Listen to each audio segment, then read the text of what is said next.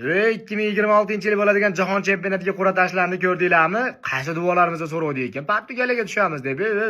Biz Ronaldolar bilan 2 marta o'ynab olamiz ekan. Bir marta guruh bosqichida biz birinchi o'rin, ular ikkinchi o'rin bilan chiqadi. Keyin shu bo'y finalda ko'rishamiz. Finalda ular 1, biz 2 bo'lamiz. Bo'laveradi, hammasi o'ta tekis. Bittasi nima deb qo'yapti? O'zbekiston o'lim guruhiga tushib qoldi deb qo'yapti. Ana bizning guruhda 4-chi bo'lib keladiganlarning ichidan 4 tasi bir-biri bilan talashar ekan play-offda. Shular to'rala komandani ham tanimayapti u davlatlarda. Qanday o'lim guruhi bo'ladi? K guruhiga tushganimiz sababini bilasizlarmi? Sababini men aytaman. Kapadzening komandasi Kanavaroga ketdi degani. O'shuning uchun Kga tushdik. Tasodiflar ham evi bilanda Fransiyaga Senegal tushib qo'yapti. O'zi Fransiyani tarkibini 70% senegalliklar bo'lsa. Maydonda qop-qora bolalar bir-biriga qarshi o'ynab yurardi.